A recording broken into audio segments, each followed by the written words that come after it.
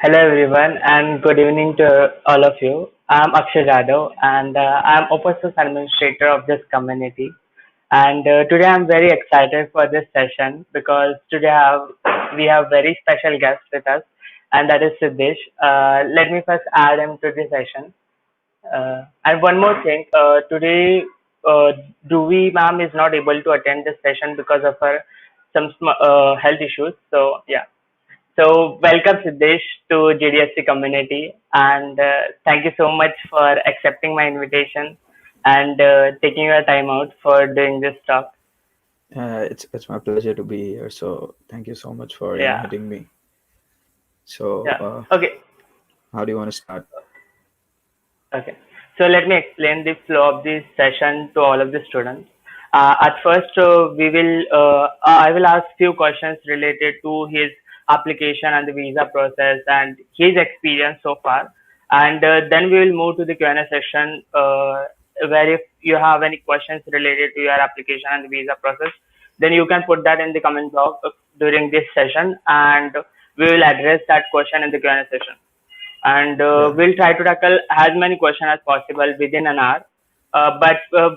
Because Google allocated only 1 hour to this session, so we'll try to keep this session as short as possible. So, yeah. yeah, So cool. let's Yeah, that start with works. this session. Let's start with your introduction, Siddhesh. It would be Yeah, great if you introduce yourself. yeah. So my name is Siddhesh Unhavane, and I'm a RIT graduate as well. So I was in IT batch for 2021, and I am currently pursuing my masters in information management at UIUC, and I'm concentrating on data science and analytics. So this is my first semester here, and the experience has been great so far. So, and if you want my overall profile, like because that is going to be a general question. So my GPA was like from RIT, my GPA was 8.18, and my GRE score was 318, 165 quants and 153 verbal, and my TOEFL score was 103. I don't know the segregated score, like I don't remember it, but it was 103, and I had some a couple of good projects under my resume, so that worked out for me. Okay, that's really Yeah, great, man. I mean, your GR score was 318, right? yeah, That's really great. I mean, I yeah, wanted to know that how did you prepare for achieve that score? I mean, what was your plan to achieve that score yeah. in GR? Okay, so actually, I started preparing for GRE from my second year, but I actually didn't take it that seriously. And when I was in my second year, that was like everything was in person, right? So I was just going to like coaching classes for GRE, and I didn't used to study. Like I didn't used to do self study at all. So I was just taking it for granted. But once the COVID hit and everything was like under the lockdown, that time I realized that I have to be serious about it, and that was the best time for me to prepare as well, because the lectures were online and I had a lot of time for GRE preparation. So I started preparing for GRE in the month of May, uh, and I gave my GRE in the month of October. So, and I was pretty much dedicated for preparing. So I used to put like 10 to 12 hours daily, and every weekend I Hmm. used to give mocks. So that kind of helped Wow. me, get a good score. Yeah. Yeah. So I mean, which resources you use for practicing your GRE? Yeah, okay. So the resources which are used, okay, so there are like pretty basic resources that are available everywhere, and even there are websites that have resources like the books in the PDF format, so you can just download it. So I highly recommend doing Manhattan. That is the 5 pound book, and also there are 7 Manhattan books that are available. Like it is section wise. So you have a Manhattan algebra book, you have Manhattan geometry book, and in such a way you have 7 Manhattan books as well. So that complete Manhattan set. Plus there are 3 ETS books. So there's ETS verbal, there's ETS quantitative, and there is ETS official guide. So these set of books are the best for preparing for GRE and for TOEFL as well. Plus, there are 2 YouTube channels that I would recommend, which are very helpful, very, very, very helpful. One is Greg Matt, Okay, I don't know how it is pronounced, but it is GRE and GMAT. So when you combine Yes, those yes, two yes. words, it is, yeah. So Greg Matt is the best guy for any kind of preparations for GRE, TOEFL, GMAT, and like any entrance exam that lets you go to abroad. So Greg Matt is really the guy. I still give tips about like I still give tips which are being given by Greg Matt. So if you Yeah. are listening to me, you are indirectly listening to Greg Matt. So Greg Matt is the guy for Great. you. Yeah. And another, for TOEFL preparation specifically, there is something called as TST prep. Okay, TST prep. So these are the two channels that I highly recommend for you to watch. They provide all the strategies, how should you tackle a particular problem. Everything's there. So if you like study from these resources, you'll be good to go. Yeah. That's great. That's great. Yeah. So my next question is very generic. I mean, I think it's important too. Yeah. My Yeah. next question is why one should consider to pursue masters. I mean, I just wanted to know uh, your initial thoughts on it. yeah. So again, that what I'm going to say is a like a pretty ambitious statement from my side as well. So I wanted to pursue my master's since I was in my fifth standard, right? So yeah, it was a dream for me to pursue my masters in USA. So I had been working in that direction for like 10 years, I guess, 8 to 10 years. So I inclined myself towards computer science, coding, and all since I was in seventh grade, I guess. So, and Wow. since we had a good school, so we were introduced to a lot of programming languages during the school. So it helped me, and then I actually wanted to pursue undergrads in USA, but Hmm. it is very costly for it is very costly for pursuing undergrads in USA. So I ditched that plan and I did my masters. But yeah, masters actually, it's a bonus because you have an advanced degree on your resume. And plus, if you want to work abroad, then I guess masters is the best way. Like you get the maximum return uh, in minimum like investment as compared to undergrad. So masters is like what you all should be doing, and you all are undergrads, right? So anyway, masters is the only choice for you. Yeah, That's right. That's right. So once we decided that we wanted to pursue masters, the next step comes is that shortlisting universities. So I wanted to know how you did that. I mean, yeah. which Okay. factors you consider to shortlist your university? Yeah. Yeah.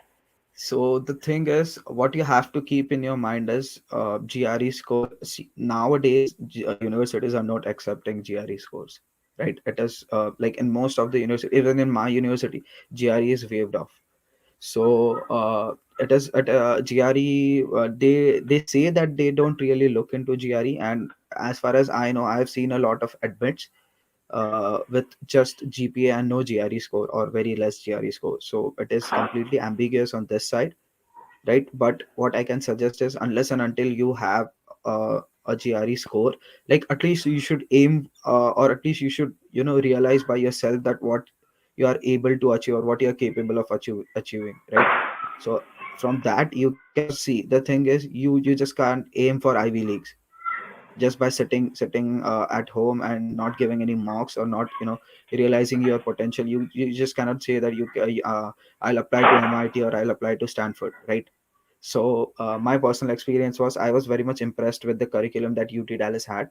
So even when I was in RIT, I was like, I'm going to UT Dallas, right? Because I was not worried about any other universities that are out there. So I was like, I want to go to UT Dallas. So I did a lot of research about UT Dallas. Again, the GRE score is what you should take into consideration, like what you're capable of achieving, and then you should look for the cutoffs, right? Second and third, the most important things are, what is your budget, right? Or how much you can leap in terms of finance, right? Because there are some universities that charge 1 crore in tuition fees, and the course is just for 1 year, right? So there are universities. So you have to decide if you are capable enough of spending 1 crore for 1 year and then get out of the university. So that's completely up to you. So financing should be one of the important considerations. And third is the curriculum that the university has. So majority of my filtering was done by curriculum, right? Because I wanted a 2 year program. I was not interested in 1 year program because the credits or the subjects that you take for 1 year and 2 year program are the same. Mm-hmm. So it's basically like you are just doing the things that you do in RAIT. It's like you take 6 subjects in one semester, and it's again hectic. So I have taken only 3 subjects this semester, so I just go college for 3 days, Mm-hmm. and that too only for like 2 or 3 hours. That's it. So rest of my week is completely free. So you shouldn't go for 1 year course unless there's no option left. But yeah, 2 years course is what should be what you should be looking for. And another thing that is the curriculum is very important, because I personally hate Java, right? I hate web dev and application development. So I steered away from all the universities that were uh, offering so there are universities that force you to take these subjects. So there's one university that is called as UIC, so University of Illinois at Chicago. And uh, and in that particular curriculum, the Java or application development was compulsory. So that's why I wanted to steer away from it. So you should know what you want to learn. So if you're more inclined towards Yes. data science and analytics, then you should look at their curriculum and decide which one, which university you want to go. So curriculum, finance, and your profile. These are the three important factors that you should be considering, while filtering your universities. Yeah, Okay, that's it. yeah, Oh, okay. So we have Dhruvi ma'am with us. Hi, Dhruvi ma'am.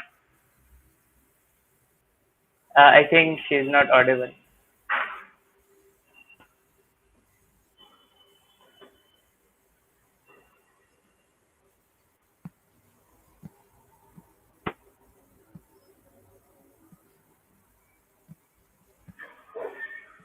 No, ma'am, you are not audible. Okay, okay. We'll move forward. yeah. So Okay, so Akshay, I just yeah. want to take one question. Here, someone asked that is paid counseling necessary for application process? So paid counseling is necessary, I would say, but coaching is not necessary. So counseling is something that you should definitely go to, because they are the experts, and how like there are some very intricate jargon that is like very specific to USA, and that is something that you won't understand. So at that particular time, counselors are your best friends, so they help you a lot for visa, for application process, for LOR, SOPs, everything. So I think paid counseling is something you should look forward to, but not coaching. So coaching can be done free of cost. I've also told you the resources as well. And Yeah. so coaching is not necessary, but counseling is. So yeah, that is something which I wanted to tell you. Okay. Thanks. Yeah, Uh, yeah. okay, so let's see if Dhruvi ma'am have resolved the issue. I think she still have the issue. Okay. Okay, no problem, ma'am. That's completely fine. Okay, we'll move to the next Yeah, question. So, yeah, which universities you applied to? I mean, which college yeah. you Okay, applied? so I applied to 5 universities, and to be honest, I really didn't know that 318 is a very great GRE score, and I had a great profile, right? So I didn't go through the application process, but I applied to UIUC. Okay, I applied to UT Dallas. I applied to Northeastern, Stevens, Mm-hmm. and University of Maryland College Park. So out of these, two two colleges are really great. So University of Maryland at College Park and UIUC is they are like the public Ivies. So if you know what public Ivy is, like if you must be aware of what Ivy Leagues are, right? So Ivy Leagues are Yes, yes. Cornell and all that, Stanford and all. But after Ivy Leagues, the colleges that come, those are called the public Ivies. So my college is one of them, and Okay. UMCP is also one of them, right? So I didn't know they were public Ivies, right? I just applied Mhm. because I liked their curriculum, and then I realized that those are the public Ivies. So those two were the good colleges, and then in many of the cases, the paid counselors have tie up with some of the safe universities. So what you can Right. do is you can apply to those universities for free. So in my case, I applied to Stevens and Northeastern for free, right? So again, that's a bonus advantage when you go for paid counselor, because one application fee is like 10,000 or 12,000 rupees. So again, Mm-hmm. you save a lot when you get those free applications. So Stevens and Northeastern was the one where I applied for free, and UT Dallas is something that I told you earlier that I was very much interested in. So UT Dallas I applied by myself. Yeah, Okay, okay. So you got admits from UIUC and I got admit from all five universities. Yeah, oh, and that's great. That's great. So yeah. can you tell us about the process of admission? I mean, what documents it requires and how is the process in basic?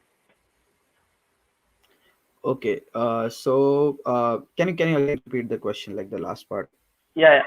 So can you tell us about the application process? I mean, what documents we students should prepare before application deadline ends? Okay, so that again, I'm speaking on my personal experience. So what you should be doing is your applications, like when your university shortlisting and applying, like when you apply to university, that is when your application process ends. So I think you should be done applying to universities by the first week of December, or let's say the last week of November, for a safer time frame. Because what happens is uh, when you apply, like when you delay the applications, right? So you are missing out on the admits that you would have gotten if you had applied earlier, right? So that's Mm-hmm. a very true thing. So you should be done applying by November end, so that you get your admits very quickly. So what happens is, uh, here December is a very big week, right? So you can almost consider that on 2 weeks are off, so the applications get piled up, and your Mm-hmm. application is somewhere at the bottom of that pile. So you don't stand out when you apply in December. So that's my suggestion, that you should apply by November end. And the documents that you require are LOR, SOP, and Mm-hmm. a very good resume in American format. Yeah, American format is Mm-hmm. very much necessary. You don't do you Please don't give the REIT resume, right? The one where you have your photo and REIT on top. Please don't give that. Okay. And don't give that partitioned resume as well, where there are two partitions on a single page. Yeah. It doesn't look good. It is not professional to give that resume. And don't put colors and all on your resume. Just a plain Yeah. black and white boring basic resume is what they need, right? So Yes. the look should not be, like the look can be boring, but the content inside it should not be boring, right? You should show your good projects, you should show your certifications and all. So that will help you get into Mm-hmm. it. So LOR, SOP, and your GRE scores and resume is all you need. uh so yeah, that's it. Okay. Okay. So, I mean, you said that SOP, LORs is required and GRE Yeah, scores and all the stuff. yeah. So, I wanted to ask that how you made your SOPs because that is one of the important documents in your application. Yeah, so SOP, see again, that's where the paid counselors come into the picture, right? So paid counselors have this amazing team of writers, which everyone has this. So I'm not, inclined towards one paid counselor, but you can go to any paid counselor, and they have their own team of writers. So you fill a questionnaire and you answer some of the questions, and they draft an SOP for you. So what I did was, once they gave me a rough draft, I put that into Grammarly, and I did some changes on my behalf as well to make sure that I get like all uh, the score was 100 on the Grammarly. So I Yes, made yes. sure that so I did all the changes on my like by myself, and I gave my SOP to every university. So that's what. But yeah, Okay. questionnaires are something, like paid counselors are something that give you the best SOP in the easiest way possible.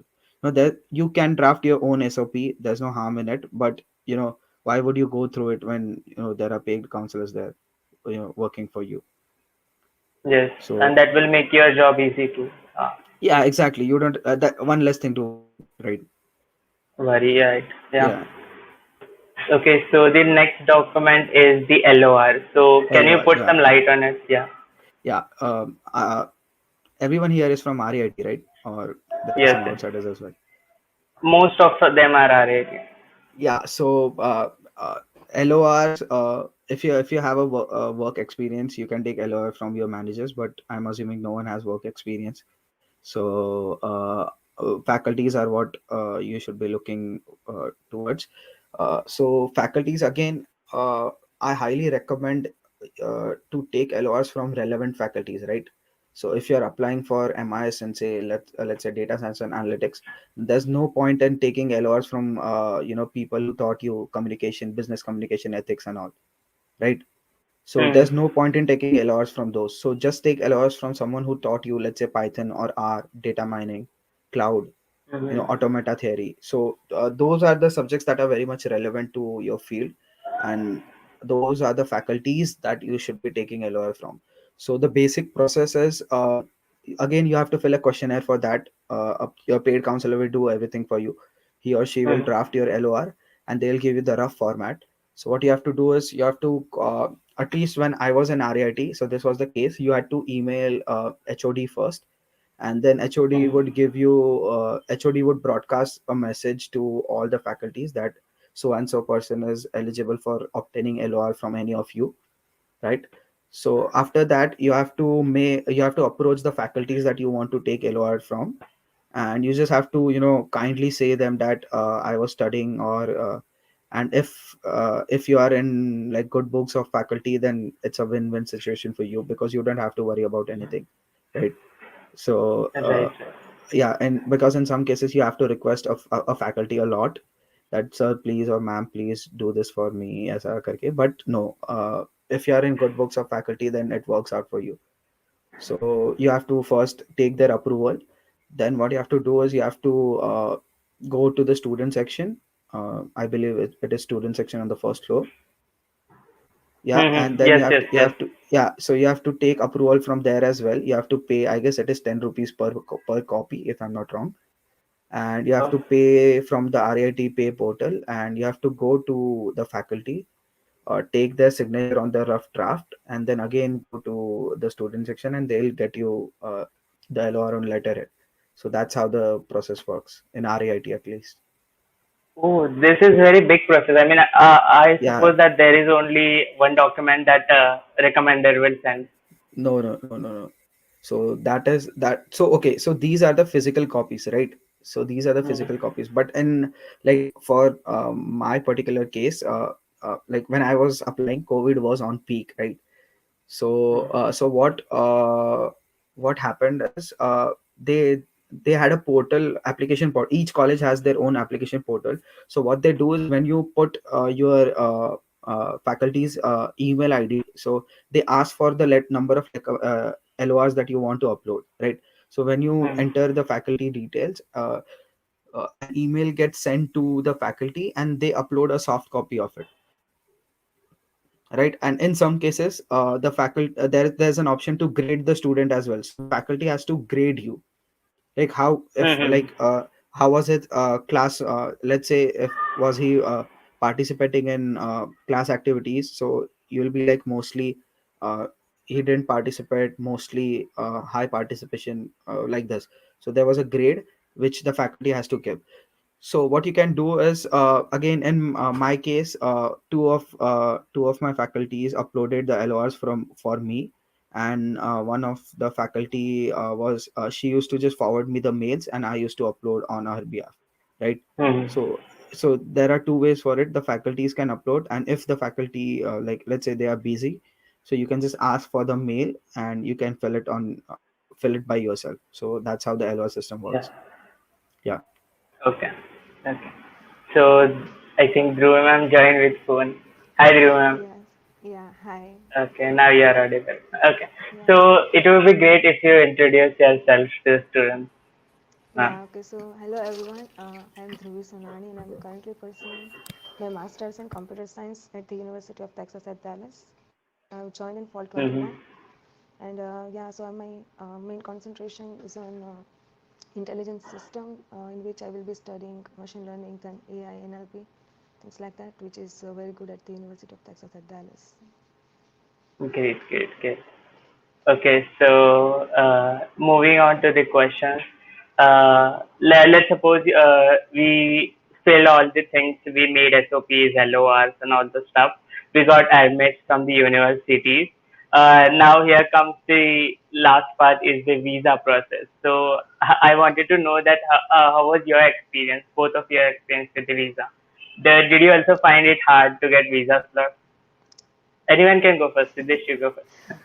No, I think Dhruvi should go first because she just joined. So Okay. Okay, okay, okay. Okay, so the booking visa slot on our time, like for fall 21 students, it was very hard. Like for like 1.5 months, the embassy was closed, and when it opened, it was like rushing all the students. So it was like really hard. I'm sorry, to get a slot. Mhm. But once you get a slot, like you should be moving forward for your visa interview preparation. I found the booking slot of visa was quite difficult, and interview was pretty quick and smooth. I was asked only 4 questions, so it was not that hard to crack the interview. Yeah. Mhm. Okay. So, how was your experience with this? yeah, so again, as Dhruvi said, visa experience was horrible for me, right? So yeah, I literally used to cry when people, used to get the earlier visa slots, and yeah, but everything worked out in the end. Because visa situation was really really really horrible, and people were like going to Kolkata for biometrics, For and then going OFC, for, yeah, yeah, then yeah, going Chennai Delhi. for visa interview. So it was like pretty tough, but luckily we all, like, they assured that we would, get inside the USA before our program starts. So yeah, they delivered the promise. And visa, then interview was really really smooth. They even, like as Dhruvi said, they only asked 4 questions, and but like as far as I know, your interview is mainly focused on the finances that you show. So if you have good finances, then Uh, you are like more than likely to get the visa. mhm. So yeah, finances work out for you. Okay, great. So, after, And other, I would like yes, to. ma'am, go on. Okay, yeah, yes. So Yes, ma'am, you can go on. You are okay, so I talking. would like to add a thing, like if your finance, okay, few of my,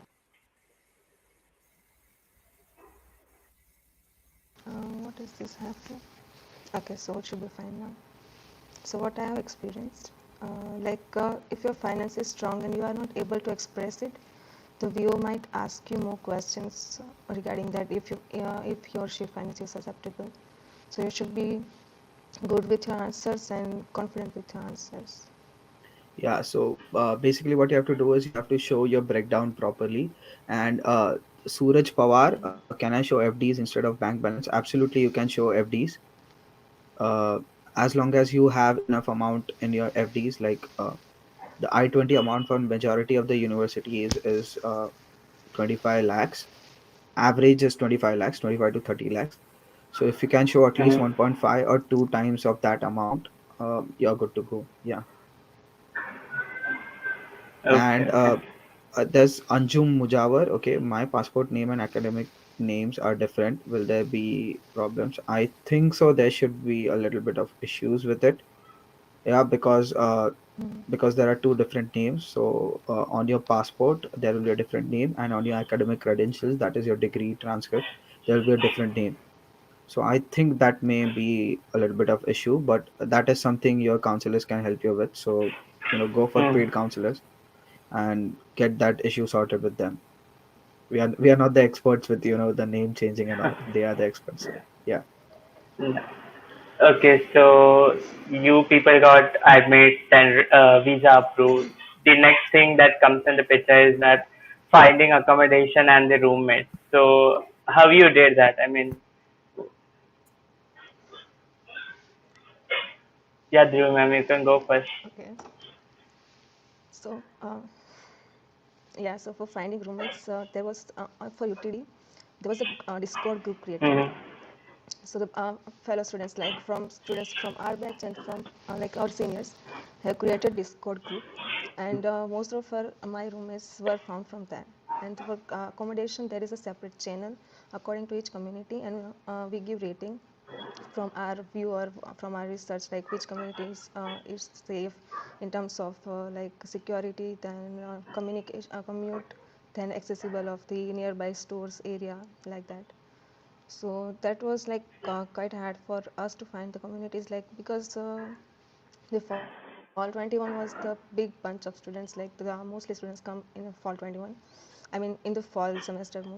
So for that you Mm-hmm. should be in touch with seniors and the your friends who are already studying there. So it would be help it would be great to for you to finding the accommodation. Yeah. So, Akshay, do you want Okay. to go with the same question or do you want to move forward? If you want to add something, you can add. Yeah. Otherwise, we can go. So it's a very basic process and Yeah. it's a general process. So everyone creates a group or Discord where they interact with each other, and yeah, seniors are the best way to know about the accommodations because there are some fraudsters here as well. So they post something and then when you move inside, it's not the same thing. So seniors are something Mm-hmm. you should always look forward to when you want to find accommodations, right? So Mm-hmm. that's it. Yeah. Okay. Okay. So my next question is that what things we students should aware of before going to US, or not only in US but before studying abroad in general. We should aware of before. Anyone can go first. That's not a problem. Dhruv, you want to go Siddharth, would you first like or? to go first? Yeah, okay. So this is going to be a bummer for all of you, but Yeah. Yeah. it's very hectic here, right? So you have to be used to a fast-paced life here. So I wake up at 5 or 6 in the morning and I sleep at 12. So I don't you won't get enough sleep here. You have to do all your household chores. You have to do on-campus job here. You have to be uh, involved in your curriculum. You have to do your assignments. You have to go to the lectures. You have to do your projects. You have to upskill yourself as well. Mm. This is a parallel process. Like you have to study for your like the subjects you have taken. Study On for the your same exam. hand, you have to, yeah, and you have to upskill yourself. You have to enroll yourself in, let's say I'm currently doing data camp, right? So you have to do that as well. You just can't sit idle. You just can't sit idly here and expect that everything's gonna come into your plate. So you have Mm-hmm. to you have to be accustomed to this like busy schedule. It's not like India. It's not at all like India. But yeah, it's very hectic. You won't even get time to call your parents after the college starts. Like it will hardly be a 5-10 minute call, but that's it. Other than that, there's not going to be enough time for you.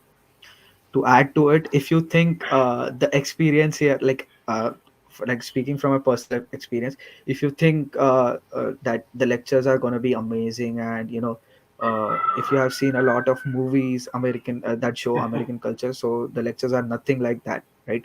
They are still boring. Yeah, you majority of the times you fall asleep during the lectures. And it's exactly like what the lectures are in India. It is PPT. Some faculties are good, they are really really Mm-hmm. really good. So but the majority of the teachers here are exactly like India. So if you're expecting that you're going to learn something new, so in most of the cases you're not going to learn something new. So Mm-hmm. but yeah, their teaching, their way of teaching, and it is different, so you may feel a little new to what they're Out of teaching. the But comfort zone. Yeah. yeah, the lectures are pretty much similar to what the lectures are in India. Okay. Yeah. Dhruvi, would you like to add something to it? Yeah, I Okay. completely agree with Siddharth. And yeah, so I what I felt is the professor, if you are like going for the some, if you suppose my I consider my one of my professor is QE level, so his teaching level is completely different what I've been taught in India. So it's like really big change for me. So you have to study hard when your professor is QE level, and otherwise all the professor like teaches in the same way, like from PPT there is some PPT, then they gives individual projects, group projects, and according to their weightage you have to perform, and you should be focusing on midterms exam if it has a bigger or more weightage in the marks. Yeah, so again, that is something you have to be very aware of when once you have been admitted to university, so you have to shortlist your courses. So what my strategy was, since I was coming into a new country, so I took all the subjects that didn't have midterms or final exams. So I don't have any midterm exams, I don't have any final exams. I just have presentations, I have group discussion, I have Oh, and I have final projects. So that, in this way you are, very smoothly introduced to the American education system, and it is not mm, overwhelming for you. So I'll suggest that you check out the course curriculum when you register for a particular Like, course. yeah. So one person, Omkar, is asking that in case person doesn't take loan, is his visa more likely to get rejected or approved? There's nothing of that sort. I, mm, I I have not taken any loan, right? My father is Huh. financing my education and I'm still here. So I'm a live example of this. Yeah. mm, Okay. Okay. So another question is that I want to do MS in USA, but I have completed 12, then 2 years of diploma along with 3 years of bachelor. Am I eligible? So, Yeah, you are. Yeah, and you there's no should be problem. confirming with your admission committee as well. You should be confirming first. uh but I don't I think I don't I think he only have 3 years of degree. So is that a problem? Yeah, so that's fine. uh that's uh, fine as long as you have your like bachelor's degree in your hand. That's not going to be an issue. But yeah, there are some universities which specifically say that you should do 4 years of coursework. But I guess if you I have not seen anyone encounter a major issue because of it. So again, your counselor will help you with how to frame your SOP and how to present yourself in the education department when it Mhm. comes to that 3-year problem. So your counselors can Mhm. help you with that. Yeah. yeah. Okay, so the next question he is asking that is there a campus placement from your university? Mm, yeah, I think. there is and there isn't. So in RIT, campus place in India, campus placements work in a different way. So it's like people just apply through Google Forms or their portals. You get shortlisted, you do the coding round, right? It is not like that here. So there are career fairs where you have to network first, where you have to give your email ID to them. You have to discuss what your interests are, and you have to share your Mm, resume. And if they feel that your resume is good enough, then they'll shortlist you. So the career fairs are there. If you here the campus placement is known as career fairs, and mhm. career fairs are definitely happening in every university here. But it is not the same as India. So it is very much different. Uh, and what I would say is networking is the key here. Like if you network nicely with the recruiters that are on your campus, so you might find a good job there. Yes, yes. Okay, so the Ketan is asking that when to do GRE exam after job experience or as a fresher. Why would you do it after job Mm, experience? Like Okay, so we there's don't no need GRE after job experience. no, there's no point, because um, GRE is valid for 5 years, right? The score is valid for Hmm. 5 years, so you can just do your GRE in your undergrads. And then if you want some work experience, you can take a couple of years of work experience and your GRE score will still be valid. So Hmm. there's no point in taking GRE during your like while you're doing a job, because I have seen people struggle a lot because they have their meetings, and their job schedule is pretty much tight, and they don't have time to do GRE prep. So I would suggest is RIT is still remote, right? Yes, it's still remote. Yeah, so that's the best opportunity for you all to prepare for GRE and give GRE right now in like 2-3 months, and you can GRE will be valid for 5 years. So that's a bonus for you. Mm-hmm. Yeah. Mm-hmm. Okay. Okay, so I wanted to ask this question that is there any ideal timeline for the whole application, like from shortlisting universities to applying to the universities and then applying to the visa? Is there any particular ideal timeline for that? Yeah. So the thing is, if you apply early, you have more chance to get into university with scholarship. Like if you have good GRE score and good TOEFL or IELTS, and your academic is good as well. But if you apply late, then there is some chances that you might not get scholarship. Mm-hmm. So if you are planning to go for fall semester, then you should start your application by end of September and October. So it will be beneficial for you. Yeah. So the So early is the good. yeah, so exactly that's what I told. You should be done by your applications by November end. That's the maximum that you should look forward to, but you should not push your applications to December start. November end is like the best time. So again, uh, because as Dhruvi told, applications, there's a particular like a process, a flow to it, and that is something your counselors will tell you. So by October, like from my personal experience, by October first week, Mm-hmm. September. Okay, so Yes. September end or October first week, you should be done by all your entrance examinations. So be it GRE, be it Mm-hmm. TOEFL, yeah, everything. You should be done by October first week, because if you delay more in October than November, because you have 1 month, 1 month is like more than sufficient to gather all the documents, do your LOR SOP, and then shortlist universities, right? Because you don't have anything else to do. So Yeah. 1 month is more than enough, but by October first week or September last week, you should be done by all your entrance exams. Like Okay. you shouldn't delay further. Yeah. Okay. Yes, So it is very good. Medhavi is asking that is it easy to get graduate assistantship major tuition fee waived due to this? Um, Okay, I so think the again, question is not very clear. no. I understood. I yeah. understood her question. So what she is asking is, there are RA ships and TA ships that are here, and you get the tuition fees waived if you get that RATA position. But again, it depends from university to university. So my university, like UIUC, doesn't give waiver for my particular course. So since I'm in MSIM, and even so, I'm a course assistant, right? Uh, Hmm. Basically, I'm a teaching equivalent of teaching assistant, but I still don't get any scholarship waivers because they have structured this course in a particular way. So I still Mm. get paid for the position, but I am not eligible for tuition waivers, right?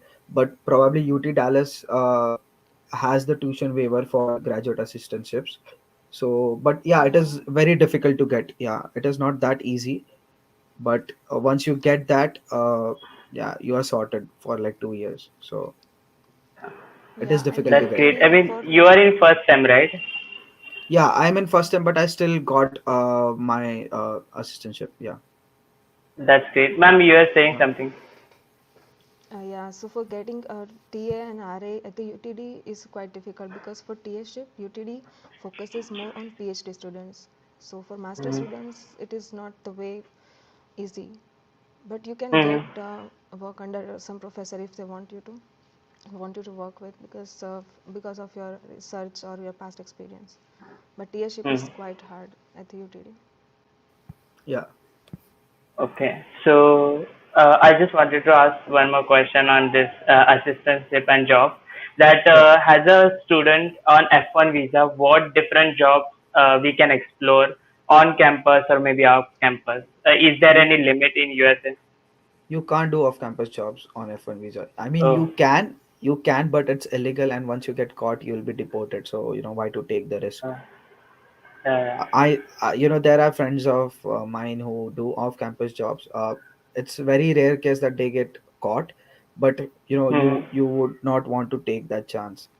So off Mm-hmm. campus is something you should avoid, but on campus there are a lot of jobs here at UIUC, right? So Mm-hmm. like for the first week I didn't have any job at all, and I was very much tense that everyone is getting a job, but I am not. But in the second week, I got four jobs at one go. So I was in dilemma that which job should I take.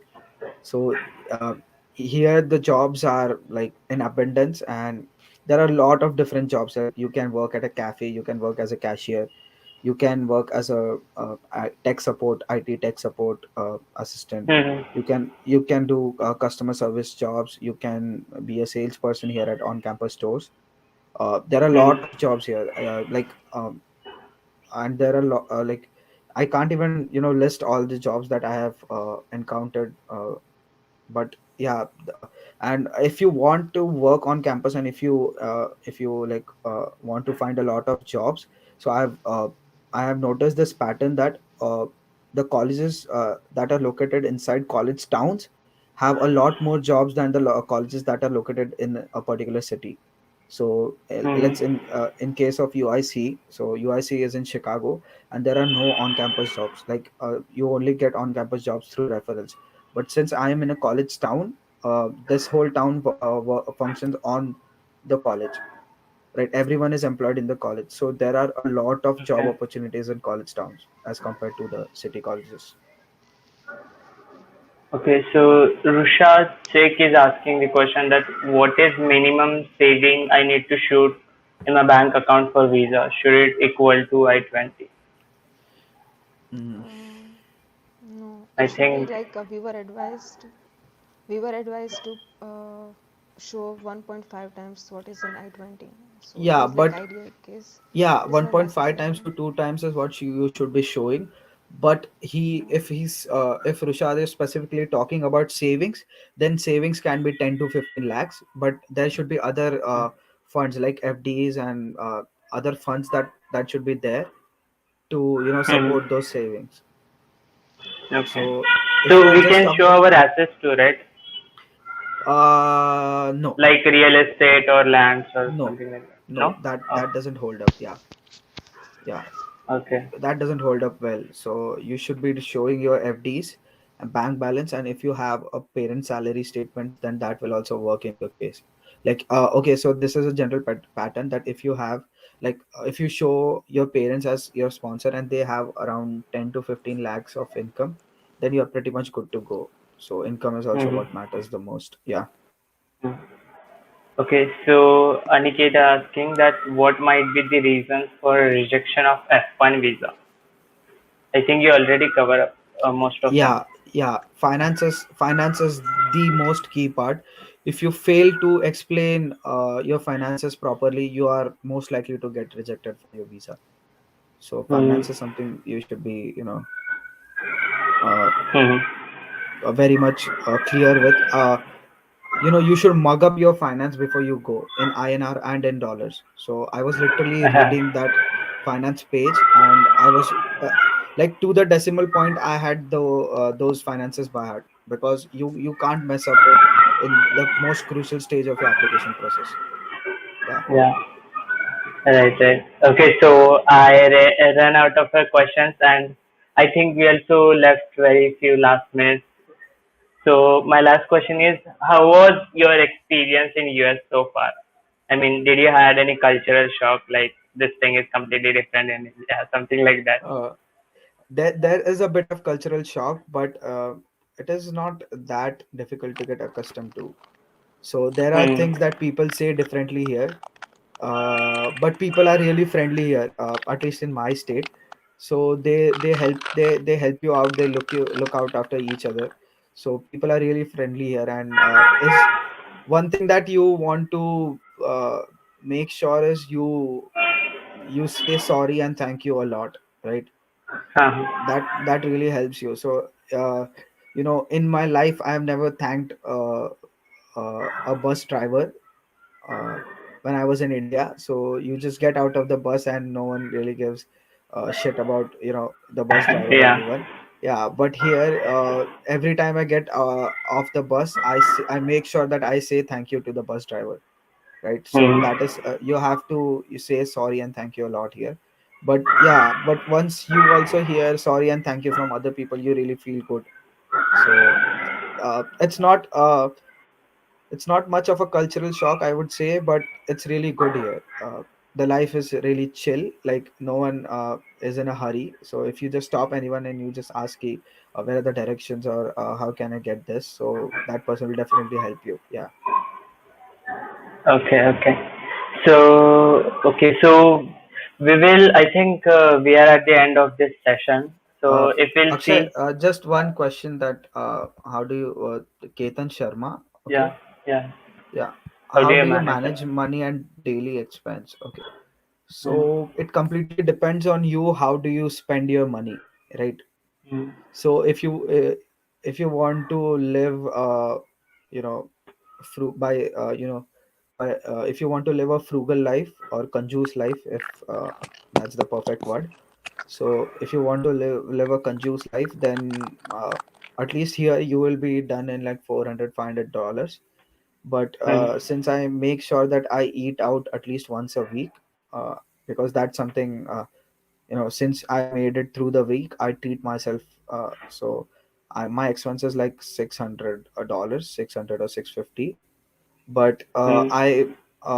I make more than that. So through my on campus job, so I really manage the finances. And the people, people are scared, like the groceries are here are really costly, but they are actually not.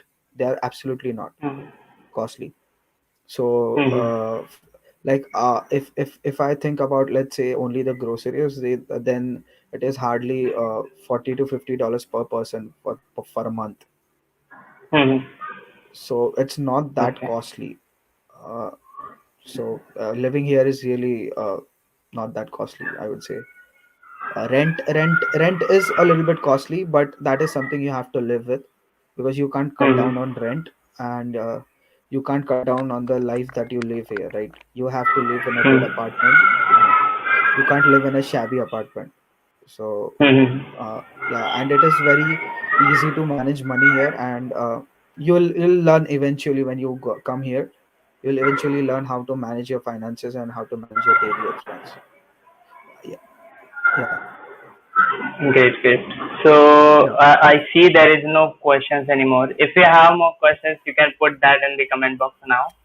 Yeah. Okay. So one saying that master is stressful. I really appreciate you guys uh giving us yeah, connection. it is not. See, the thing is, masters, the curriculum is not that stressful. The studies are not that stressful. But the chores and the grocery runs that you do, that adds to the stress, because everything, you have Hmm. to do your laundry, you have to clean your house, you have to clean your bedroom, you have to make your own food, you have to Hmm. go for groceries. So that is something that takes your time, because in India, your mom or your parents used to do all this stuff for you, right? So you didn't have to worry about it.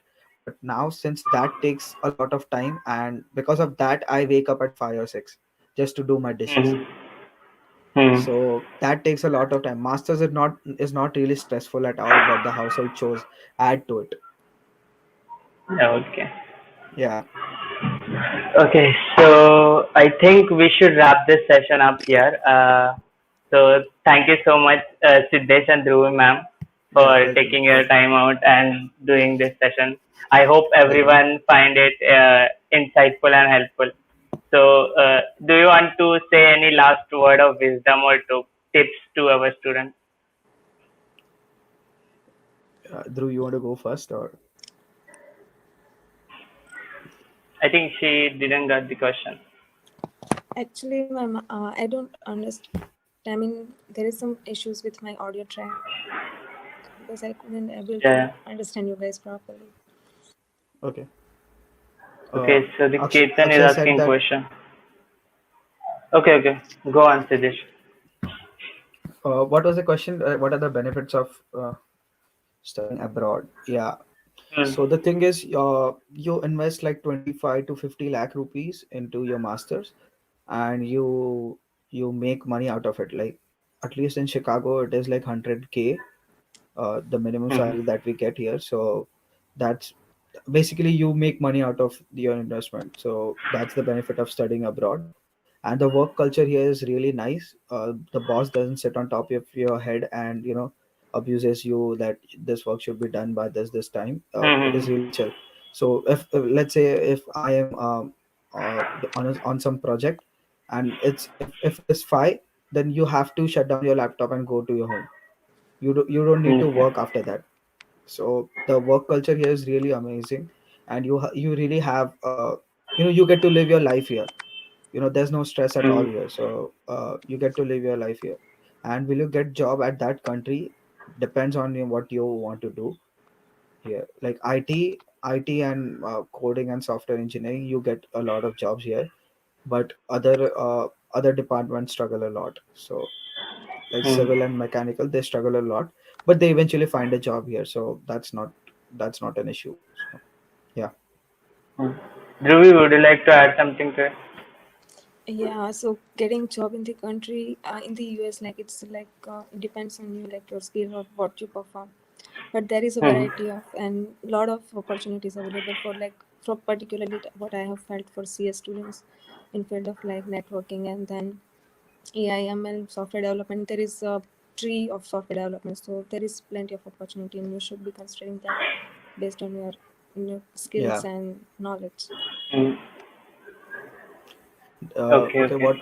what is this? Pranav Saini, does one need to have a bank account when living for US even for 2 years? Yeah, you absolutely do. I still have two bank accounts in India. So you Mm. absolutely have to have a bank account. That Mm. is a must. You can't just leave everything in India and come here. Mm. Okay, So so I yeah, think there is no more questions. If I miss anything, let me know. Okay, here. yeah. Which are the good countries for MS in MLA?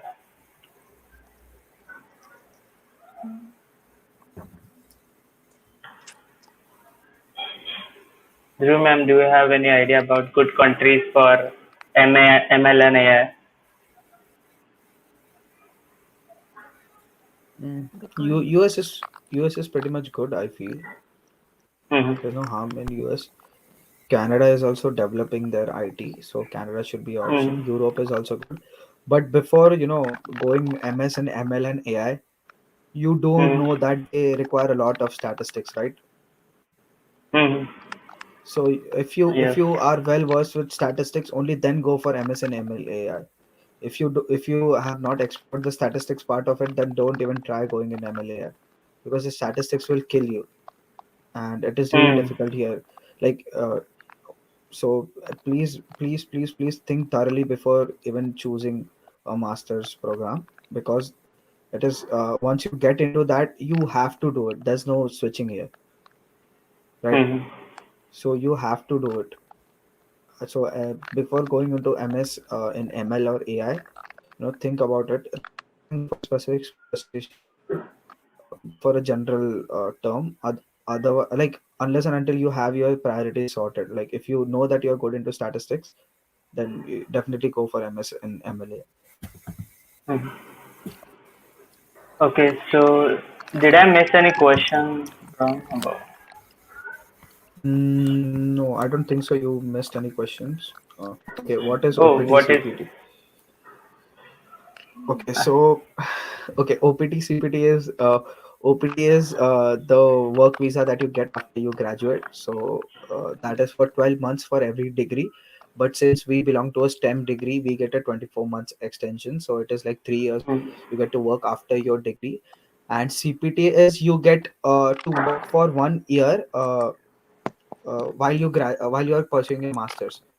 So CPT is when you work when you work as an intern during your internships while your course is going on. So that comes under the CPT program, and once you graduate and work, you start working full time.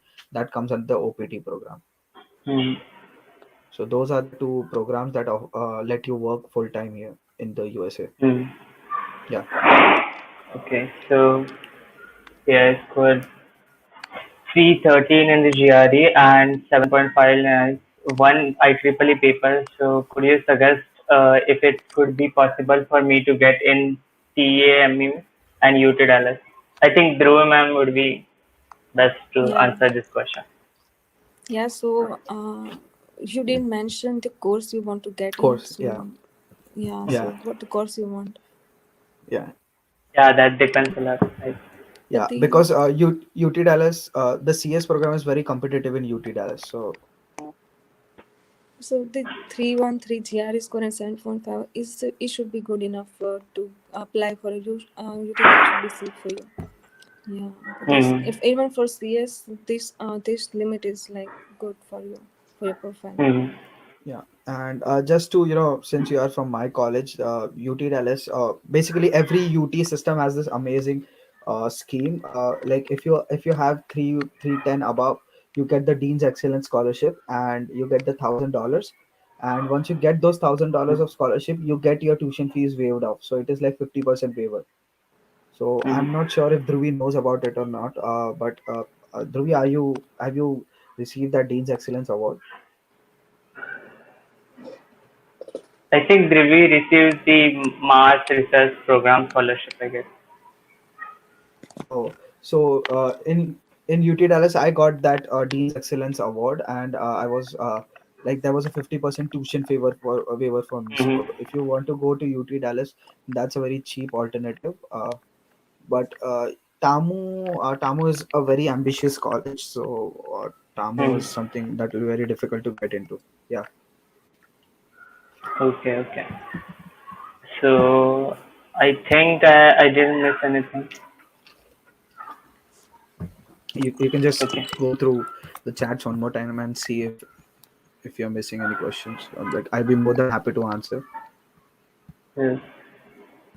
Okay, here it is. I got only 263 in my mock test. My friend suggesting me to not take MSCS. What should I do? I Oh. think it's serious question. No, no, but which mock test? So I gave 13 mock test and my first score was 293. So which Oh. mock test are you talking about? If it's the first mock, then you still have scope of improvement. But Hmm. so again, that's a very incomplete question that Yeah, Smrital is asking. Yeah. So makes sense 293 on your actually. first in your first mock is really a good score, but 293 in your last mock is not a really good score. So it depends on which mock. And I think many students only stick to the GRE part. I mean, GRE is not the only thing. They consider the whole application, right? Your extracurricular activity and all the stuff. So Yeah. and right now many universities are waiving the GRE. So even if you have low score, uh, that will not be a barrier for getting into the Yeah, good college. so again, giving a live example, my roommate, he got 302 in GRE, and Hmm. his GPA was 8.5, and he's still studying the same program as mine. So Hmm. GRE is not the absolute criteria for getting your admission. But what I would suggest is, as far as I know, your projects matter a lot. Your projects Hmm. are like the best part to showcase what you are.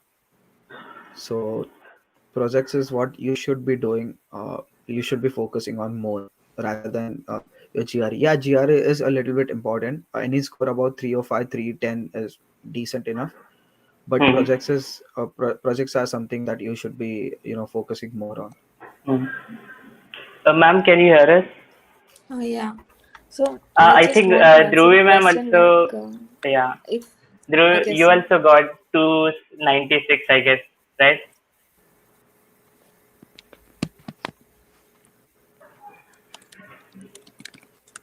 Hello, ma'am.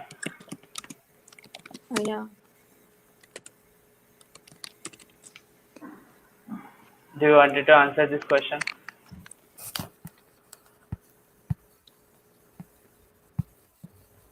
Is everything okay with my audio? Yes, yes, Yeah, it's fine. I think she's not able to hear us. to hear us. Yeah, yeah, she's not able to hear us. Okay, okay, no worries. Uh, I think we should end this session here because Yeah, sure, sure, sure. we are already out of time. So Yeah, sure. yeah, so thank you, Siddhesh and Dhruvi ma'am. Dhruvi ma'am is not able to hear us, but again, thank you, ma'am. So thank you for joining us, and all the best for your studies. Hope Yeah, thank you both so of much. you find good Yeah, internship this summer. So yeah, yeah, yeah. All the best to all of you. Right. Uh, yeah, don't worry too much about this application process. Everything is opening up right now. So yeah, yeah. it's gonna be a smooth sail for you. So yeah, see you in the United States soon. Hmm. Yeah, Okay, so on yeah, that note, bye yeah. bye. Bye, bye.